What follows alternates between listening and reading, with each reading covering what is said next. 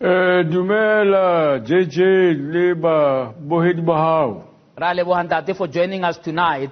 Thank you so much for your time. Tell me, on Sunday the president announced that the groups of no more than 100 should gather, and as far as I remember, he didn't make an exception. How did you go around the issue legally to have Parliament to gather? I suppose Parliament is over 400 people who gathered today, despite that pronouncement of the president. Please take me through the logic there briefly. The president himself did indicate that Parliament and the judiciary would, in their time, announce a response to the environment. In other words, the executive is accountable to Parliament. And these are three arms of the state, and they act together. Even during a disaster, it was important that the president himself, in his remarks, indicated that there's this space for Parliament itself to sit, to sort out how it responds to this thing. When we did do so, we discussed it and chose that we would do it in an appropriate manner. In other words, undertake everything possible to reduce the number of people who, for example, are obviously vulnerable because of their state of health, because of their age, etc., but ensure that the work goes ahead as planned. But also that it takes place in the shortest possible time. I don't think we've had such a brief and short plenary session as we had today. So the idea was generally to Parliament to meet. The Constitution remains in play. The declaration of the state of disaster, unlike a state of emergency, does not suspend the Constitution and the authority of Parliament over its affairs, in which the president can't make an instruction, so to speak.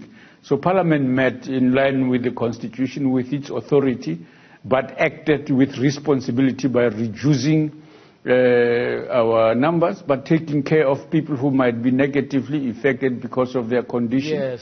But also we took a short period of time. So it was out of respect of the Constitution that the president spoke the way he did, without taking over the authority and power of either the judiciary or Parliament. Do you think, in hindsight, that it should have been ideal for Parliament to deliberate about the response to the disaster? In other words, for the executive, as people who are accountable to Parliament, to come to Parliament and say, this is what we're thinking of doing, this is the response, so that by the time the president announces, then it's something that everybody is on board. Because maybe Parliament may have had its own suggestions about, for argument's sake, what was in the declaration on Sunday by the president. I'll give you an example of what I'm talking about. Yesterday we were talking to the business leaders who were saying that if you look at what happened in other countries like Italy, something like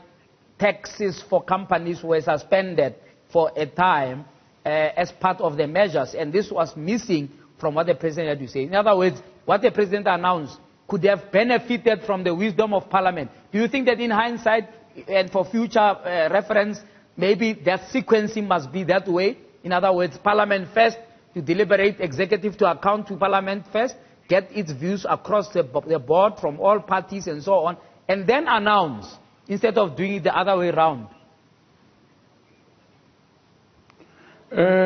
No, I don't necessarily accept that. Let me put it this way, that we give a mandate to the executive to deal with matters of public affairs in a proactive and responsible manner and account to Parliament. There are certain decisions which, because of their nature and character, they have to act and then come and account. That is perfectly acceptable in democratic decision making. Oftentimes, yes, we have space and opportunity to reflect in Parliament often not even in any one specific committee, but across committees, and then make recommendations in a slow process. But a disaster such as we've had does not lend itself often to what you are suggesting. But there would be opportunities where things would start from where Parliament has reflected on them timelessly and then able to provide guidance and so on. All right. I want after the break for us to talk about your own comments or reflections on the measures that the President has put in place, whether or not you believe they are adequate. Are there things that Parliament would want maybe to put in place in addition? Are there measures that you think maybe were a little bit extreme? And what is your own reflections on what business and civil society are saying about what other things should be in place to make sure that this disaster is handled correctly? We're going to come back to you and for you to reflect on those things after the break. We're talking to the Deputy Speaker of the National Assembly, Lechesa Tsenoli. He's joining me now live from the mother city. Stay tuned for more conversation after this.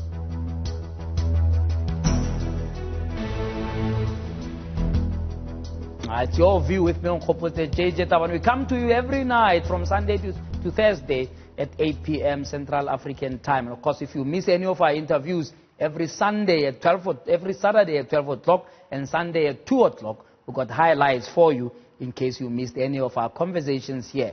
Conversations that are meant to build the nation, and tonight we're joined by one of our leaders of this nation, the Deputy Speaker of the National Assembly, Lechesa Tsenoli. We're talking coronavirus and the response of Parliament. Before we get to what Parliament itself has pronounced, Lechesa, can you just reflect on the measures in place so far? Are you happy with how government has risen to the occasion? We have seen Cabinet having an emergency meeting and various Cabinet members doing their best to really get on top of this emergency. Lechesa? Even before that, JJ, the fact that the Minister of Health on a daily basis and the National Institute for Communicable Diseases, the regular information they provided was absolutely spot on. Such transparent dissemination of information was absolutely useful. Firstly, to calm down people, to get a sense that the state is having a grip of sorts on the matter and is providing areas of challenge as it goes along. That was absolutely critical. I think what you were referring to, the meetings of Cabinet and subsequent briefing sessions, firstly by the President providing an overview of the measures that ought to be taken and mobilizing the country as a whole, speaking as head of state was a very useful intervention, public intervention, because of course, this is the speed with which this particular virus is spreading is unprecedented. He is correct when he says that. And therefore, the response, I think, obviously, we can never say the measures are adequate, but they constitute an important catalytic intervention that mobilizes every part of society to intervene with the peculiarities of the areas in which we are involved. So for that reason, it was critical that we have a catalytic path-breaking initiative to communicate from the head of state that we are now in a state of disaster. We must now come together across various parts of our country so that we act against this virus. So that if anybody thought perhaps this is a casual thing about which we can go slow, they must recognize that when it comes from the head of state and presented in the manner in which he did is important. From that point of view, that intervention was absolutely critical. The ripple effect many of us have already seen in the sports environment, in the health environment, in other environments as well. People have come up and stated their reaction and response to the virus. Absolutely, absolutely. I can't agree with you more. I think that there has been almost a determination to have a united and rapid action that was responding to this. Earlier on in the week, we had civil society around the table, and I still want you to respond to what business had to say. But civil society raised a very important issue that says that to mitigate this disaster one of the key things is the issue of hygiene and the overemphasis or proper emphasis, if I may say, of washing of hands and so on. If you link that to the often repeated troubles that municipalities are facing in delivering water to people, no piped water, absence of water. I just got an SMS last night that Mututling has not had water for 3 days, right? Parliament surely should be worried about that kind of gap, the gap between what needs to be done and what is possible given the poor service delivery records of some of the municipalities that are often in the news for these reasons. Your comment on that? Well, firstly, disasters are always in certain environments appropriately regarded as an opportunity to test the readiness of the country to act appropriately, take advantage of the environment, and do things that we are supposed to be doing in any way, and do them with speed. It also, unfortunately, has a tendency to expose the class divisions in society. The well-to-do, well-off, in protected environments, there are certain things during disasters which they can do, which is not available to the working class, so to speak. Like stockpiling. And when those are dramatically exposed, well, that is also, I mean, like it's an example, but it also illustrates this access to what can be done and so on. And our institutions themselves and their ability to respond to this. In my life in local government, one of the most critical things is persuading people, both officials and councillors, and the community itself, to recognize the importance of remembering that when the popo hits the fan, we must all be ready. And it's in the legislation, JJ.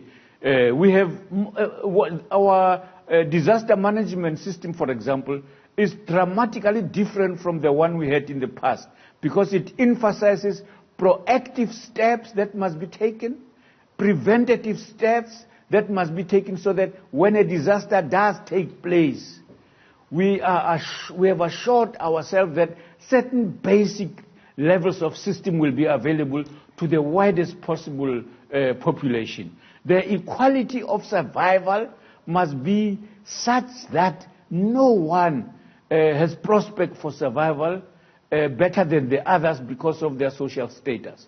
It must mean that when things happen and go wrong, everybody is assured that the machinery of the state, from the lowest levels to the highest level, is able to be mobilized to ensure that survival of everyone. So the exposures of inappropriate maintenance, for example, of disasters and so on.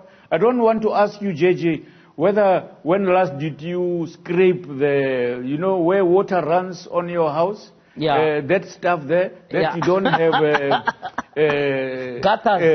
blockages there. In the gutters, gutters, that they are unclean and so on. That's disaster management. When you attend to those things repeatedly on a regular basis, you are assured that should it rain and rain badly, those gutters will take the water to their appropriate places in their drainage systems.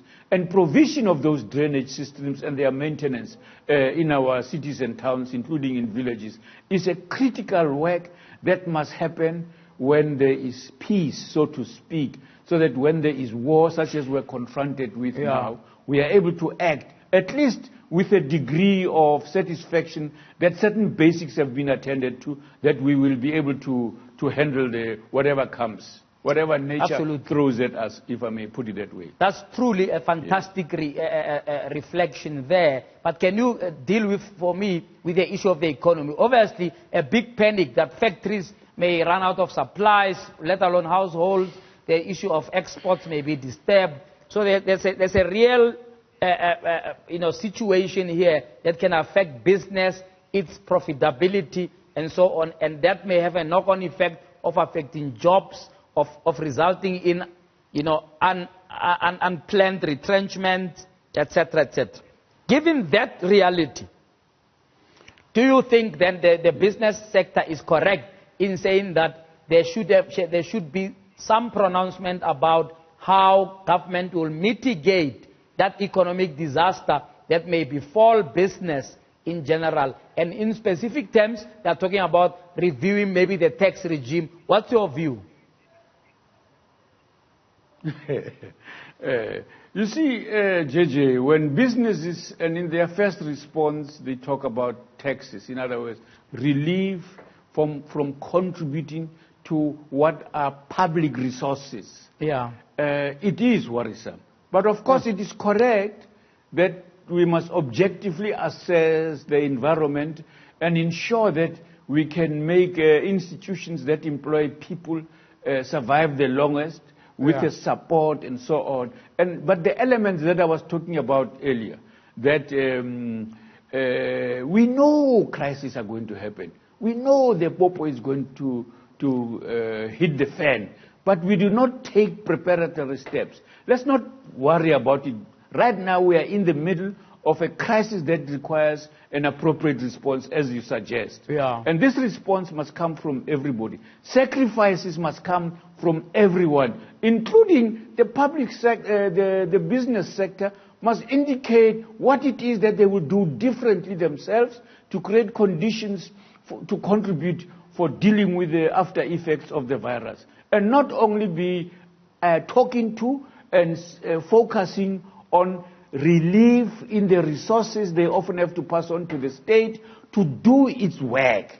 So yes, if we de-link the economic consequences of the disaster to businesses only, outside of the social impact of those impacts, that's also short-sighted. So we must insist on an integrated approach that includes the public sector taking steps to intervene with economic steps that it can take at a macro level, but also similarly, businesses in a proactive manner must find ways in which to stretch what otherwise they would be taking on in a quick and fast manner to their own benefit and their bottom lines, as they often say. Because the biggest challenge the country faces is to protect ourselves from the negative impact of this disaster that flies with the speed that it does. So all of us must not only communicate things that are going to ease our condition, but because some of the assumed existing benefits are not what they should be.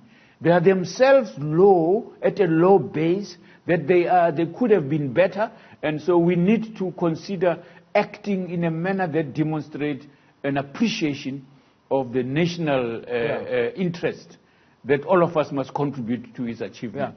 Effective protection against the impact. I hear you. But are you saying, therefore, that it's about the timing of a suggestion like of tax relief and not necessarily the principle of it? Because they're saying, and they're taking the leaf out of Italy, right, to say that there seems to be a more comprehensive approach there of stemming the tide before it happens. Because if you come back to them after they've retrenched people, after their businesses had to go into liquidation because of inability to trade, you may be acting too late. Can I get clarity from you to say that it's not something that you are outrightly dismissing, that we may have to look at the issues of taxation and so on at a later stage, but you are just saying that at the moment we are at the nascent stage of the crisis, and that may look like a solution that is out of sync, if you like, with the crisis at the moment. JJ, far fee. Agree with the expression here. Far fee. In other words, of course, in a crisis, we expect contributions to save lives. But people must not use this crisis to extract from the state what they've always been saying in any case, even in the absence of this crisis. Yeah. I just find it appropriate for us to communicate that to them and speak frankly that we do expect them also, in the first place, to be thinking creatively how we respond to these conditions in which we want to save jobs, apart from the tax savings and so on, as you say. We must also reflect about, yes, even if that is granted, but what is coming from business? Yeah, yeah. I'm not hearing you at least isolate 2 or 3 things. Yeah. Well, Standard Bank gave 800 million to your friends in China, who are your BRICS partners, and I'm sure they have also there are other businesses that may have contributed to health facilities and so on. I don't know. You know, I'm sure they are listening and they would have to go back to the drawing board to contribute. But I hear what you are saying, that all sectors of society must indeed contribute. But I want to, in the same line with the same theme, talk about the unity of purpose within the governing party and the alliance itself, right?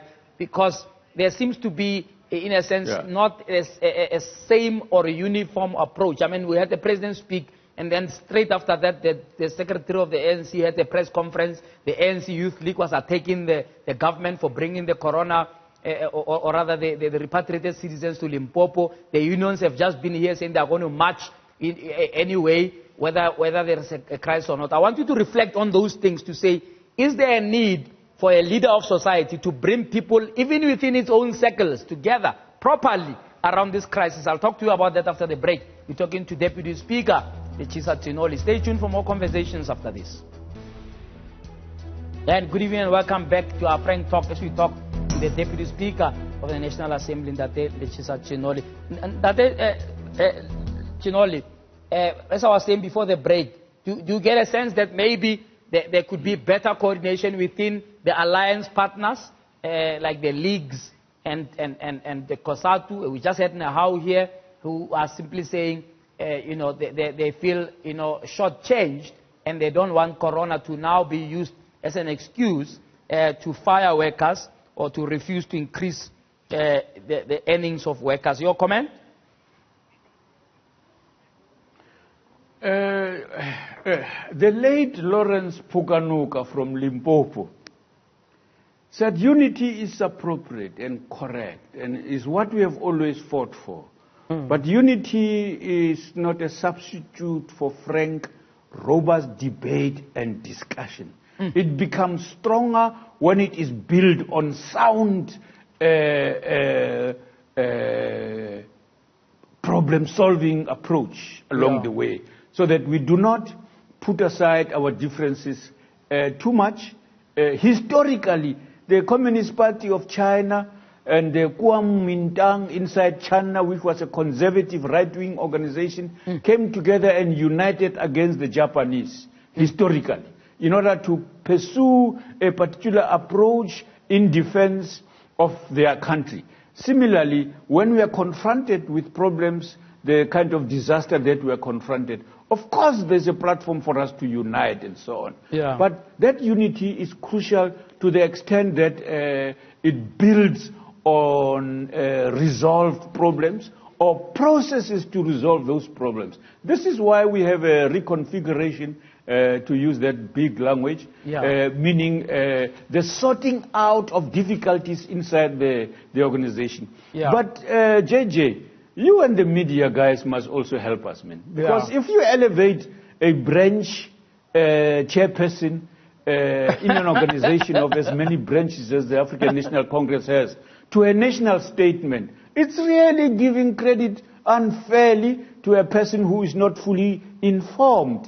It's correct to have views, but we mustn't elevate their views to those of the national organization, which has the mandate and authority to speak on those matters at a broader level. People at that level sometimes will make mistakes, not out of malice, but because of insufficient information at their hands. People do their best all the time, based on what they know at that time. So when they don't have that information, they may make mistakes that now you elevate it into a major national problem, really. But we shouldn't be doing that. Okay. We should be considering it as a big mistake, ill-informed perspective. But of course, people have a right to express themselves. But the media and all of us and other analysts as well need to provide that nuance in what we communicate to the public. Otherwise, the public assume that we are correctly representing the organizations when, in fact, the statements that were made had no basis in fact and sound opinion. No. What you are saying has a place in public discourse, and I must say that it's a sound advice to us, but we don't manufacture the divisions in the alliance. We just had Nehau here, and I don't think you can say of Mike Shingani that they are not informed and what. He was coming here to say they are going to go to war. No. Yes, let me speak expressly on that. You see, the unity in the alliance is a matter that is on the agenda.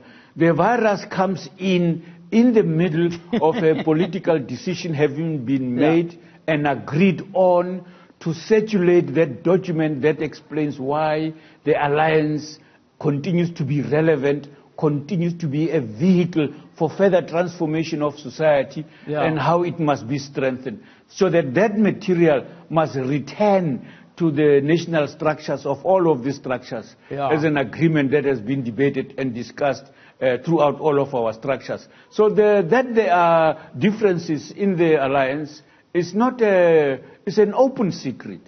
That ways to solve it has been found by the Alliance Political Council, and that matter is in process. And so what is being said is, let's keep debating these issues in a manner that gives meaning to our relationship, that we are not playing fiddle because of the tragedy of the pandemic that we are facing, that we would like to have genuine commitment to resolving issues as agreed on. To undermine those things by acting arbitrarily in any part of the alliance, part including inside us as government or as parliament, or in any of these structures, so to speak, does not promote appropriate management of the conflict within us. There is no question about, even as that arises, that we must try and focus and be responsive to those concerns that people raise about the nature and content of what divides us. Do you think that there is something drastic that has to be done in as far as a common vision around the economic policy? Because this always comes up. I mean, after every budget speech, we have a situation where the unions are unhappy. After every election, they feel robbed. They feel that they've given the ANC a blank check, and so on and so on. So the themes continue. Hence I was saying to you, we don't manufacture it. It comes to us, to say, look, we feel that we have been shortchanged. Tonight was a particular example where, Mike Shingani tried to draw an undialectical distinction between ANC in alliance and ANC in government, and saying where the government is going to go, is doing its own thing, but this is not what was agreed at the alliance. But even if you put that aside, do you think that there is a need for a better cohesion around what the alliance believes must be done in as far as economic transformation of this country is concerned? It is correct to expect that decisions that have been taken in the appropriate structures of the alliance, generally speaking, see the light of day in what we do together inside the state. Yes. If there are any reasons for deviating from that, then there must be grounds that are communicated through in the appropriate structures. When things are done in a manner that gives the impression of not caring about those decisions, then the kind of conflict that the Deputy President is expressing is valid. Absolutely, absolutely. Look, it looks like it's going to be an ongoing debate about the alliance. I tried to raise it with many leaders, and I'm getting as many versions of what is going on, as many as people that I talk to. But nevertheless, we live in hope. Tell me what Parliament is going to do. What are the interventions generally that Parliament is going to do to support the national government in dealing with COVID-19? Well, firstly, the members of the executive, all those ministers are members of Parliament. Parliament will be, in its usual manner, keeping an oversight lens on all ministers and all structures of governments and all organizations in society to ensure that we fulfill the basic minimum requirements for the safety of the majority of people in our country. In other words, the decisions to promote basic hygiene is absolutely crucial. The crisis offers us an opportunity to reach every home, every neighborhood with the value of basic hygiene to many other health problems that may arise if the standards of hygiene are poor. So it's a great one for us as Parliament. The fact that we have also decided to lower and suspend our activities and plenary sessions in Parliament and so on, to allow for members to stay, those who stay close by, and to be at home and fly less, so that we are able to be available to communities in a variety of areas, providing leadership, providing guidance, providing information, and exchanging what's working elsewhere in order to reach every community. It's an important opportunity to build a health infrastructure that is people-driven, health infrastructure that is based on a higher level of awareness by the greatest number of people. So Parliament, in having arrived at the decision to act in the manner in which it acts, so that we are available to the public for the longest possible time, we seek to provide support to those people on the ground who are working in difficult conditions to help the public, because often the problem of fake news, JJ, is one of the most problematic developments. Yeah. There's a lot of sense of humor in the discussions about corona and so on. Yeah. But there is obscene false information and bad news that we should condemn, but defend everyone in the artistic world and basic ordinary people in their interactions with one another, having a good sense of humor, but always promoting the good of good hygiene and so on. Yeah. Some of the scenes we have seen, as people recognized that they were making a mistake, they were about to shake hands, and then they turn around, instead of even using the elbow, as the president suggested, using their backsides. I mean, it's been amazing to see how people are learning and exhibiting their lessons from what they've had. So it's an interesting one, and we think that it is appropriate that MPs must be on the ground wherever they are operating from and so on, and be a conduit for sound information that I think some of our, the leadership in the Department of Health and the institute that is responsible for communicable diseases and their containment have been doing an absolutely good job. So as MPs, we have particular access to that information. So we need to be working with professionals in the institutions of health on the ground throughout the country and helping them disseminate that information and empowering people. It sounds like this may mean that constituency work can actually continue, because that doesn't require a gathering. It just requires work to be done in communities where MPs are. So I think that's a good thing. The second thing is, is committee work suspended? Because usually committees are small. I mean, there are hardly more than 30 to 40 people in a committee. Are those going to be suspended as well? Yeah. There were committees that were right from the onset suspended because they were going to engage public hearings and therefore many more people. But those that were going to deal with issues, with less numbers of members and so on, were allowed to proceed. But also, once that work is completed, they will be joining all of us on the ground. Okay, I saw that the UK Parliament had a smaller parliament that met, is there something under consideration where you can just bring representatives of parties to have a smaller plenary should the need arise? Was something like that raised at all with you? Well,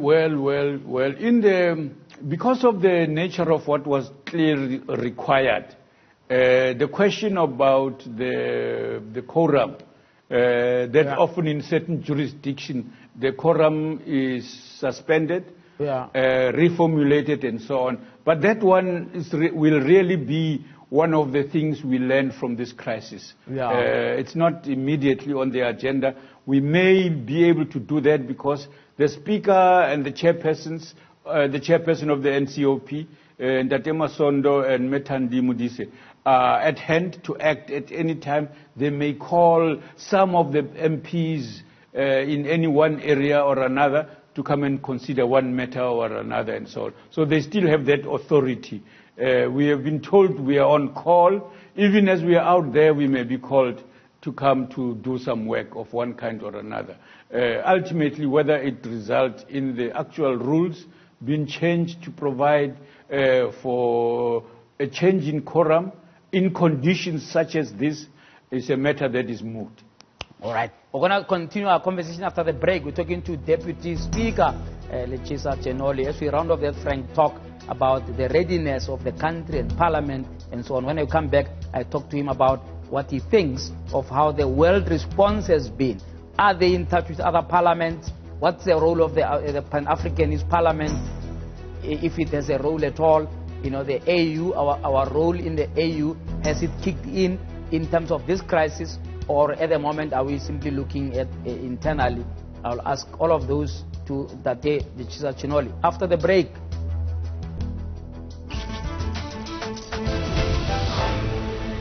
Disaster by President Cyril Ramaphosa to tackle COVID-19 meant that various government departments and state institutions, as well as the private sector, consider changing their programs.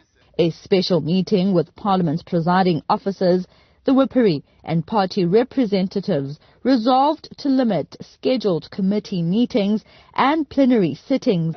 Parliament has put measures in place to ensure it plays its role in trying to adhere to the national disaster measurements. Part of the comprehensive attempt to raise awareness, to take proactive steps to enable people to do basic hygiene. In other words, clean up our systems of hygiene.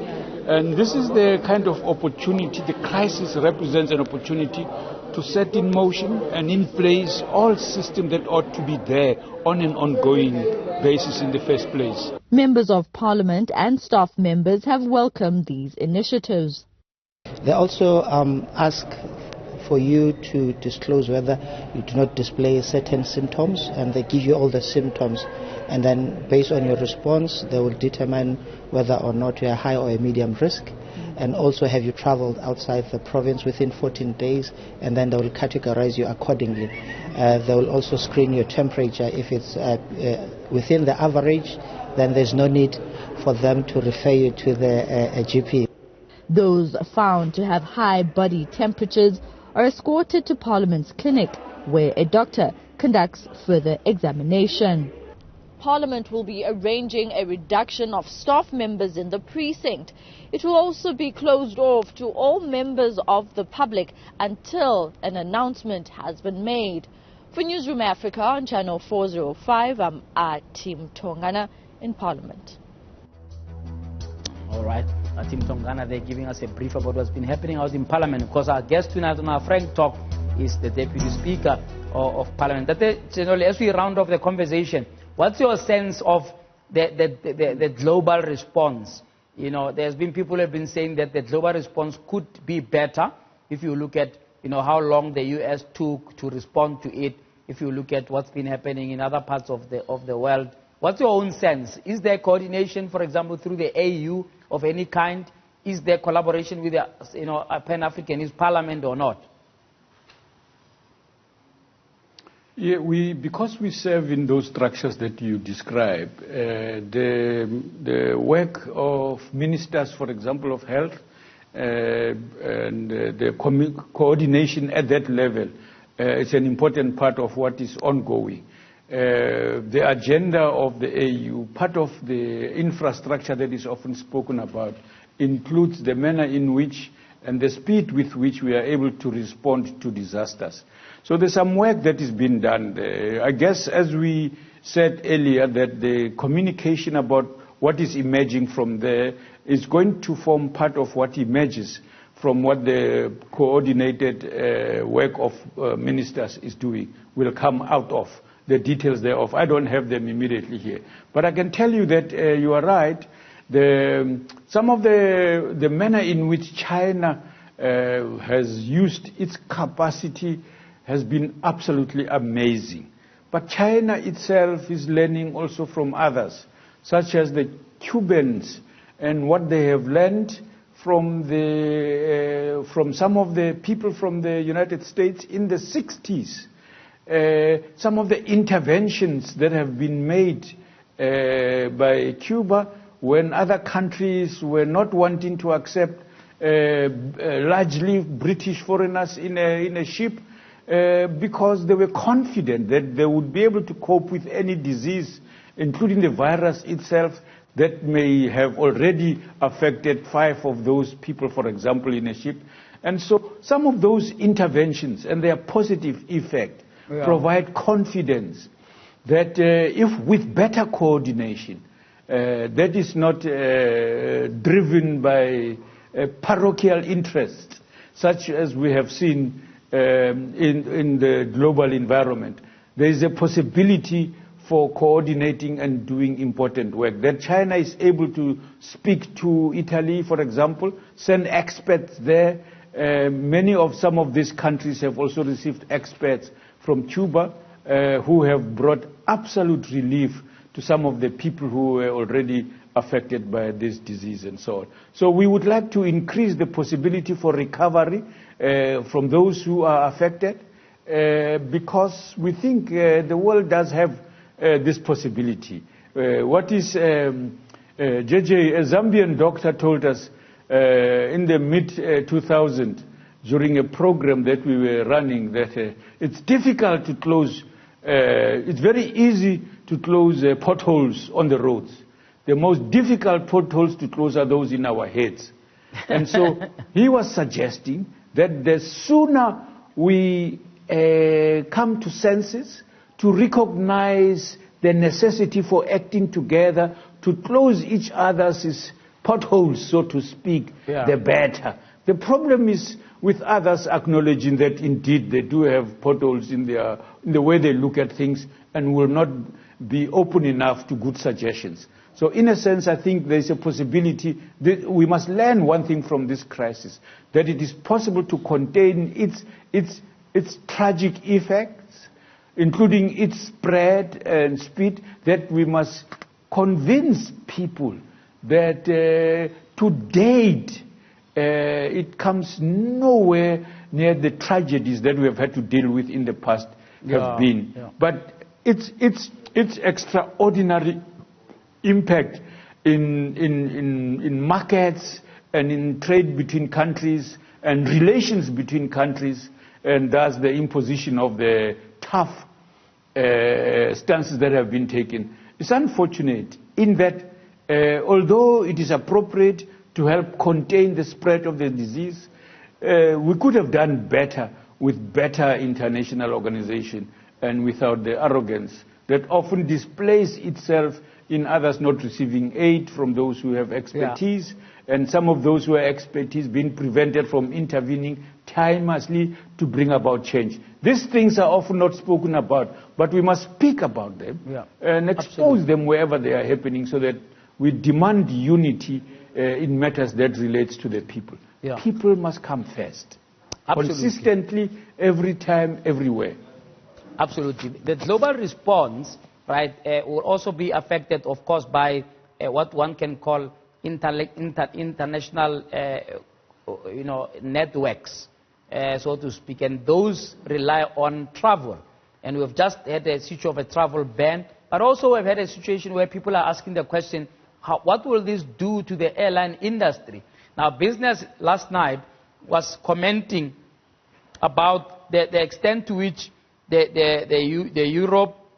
European countries as well as the US are already intervening to bail out their airlines. Now, we know that here we've been bailing out SAA forever, but is it something that would, in your understanding, disturb the trajectory around the SAA's business rescue, for example? And they were suggesting, no, this thing must be suspended, that because the business rescue cannot continue as if all is well. I know that may not be your particular area of expertise, but what's your overall view about whether we should be continuing with things like business rescue of SAA, even in the midst of such a huge, if you like, unexpected event? Yeah.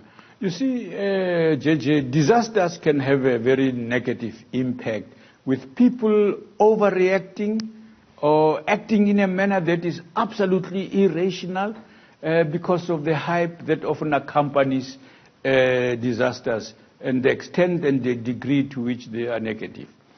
There's a possibility, this is why many health professionals and specialists in disaster management are appealing to all of us to be calm and not to panic. Yeah. Because it is this panic that has led, for example, for many people to drop down to cancel their flights for fear of being contaminated by the disease and so on, and including the actions of governments to prevent that.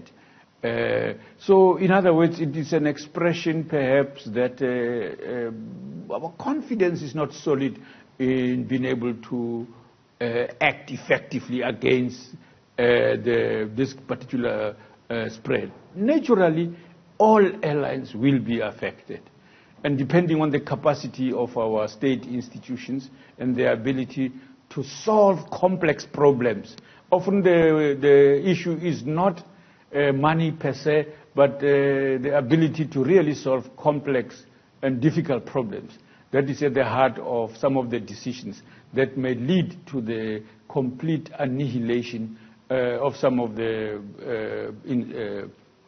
businesses, including airlines and so on. No, absolutely. And then finally, in terms of food security, there are a lot of discussions about food security and ordinary citizens, right, believing that in case of a quarantine, they may need supplies that are over and above what is normal.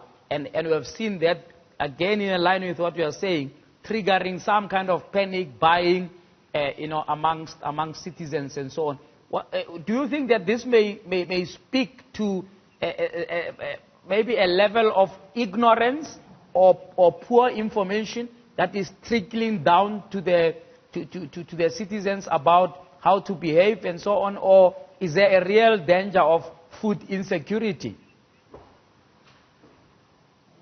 Well, the danger is when such irrational views lead to people taking such actions as you are describing. Because the Ministry of Economic Development and other government leaders have expressly, including the President, that let's not do that. The systems are in place to produce food that we require. This thing will come and go. And this kind of deploying your resources on the assumption that there's going to be need for quarantine for ages is perhaps too early really for you to do those things.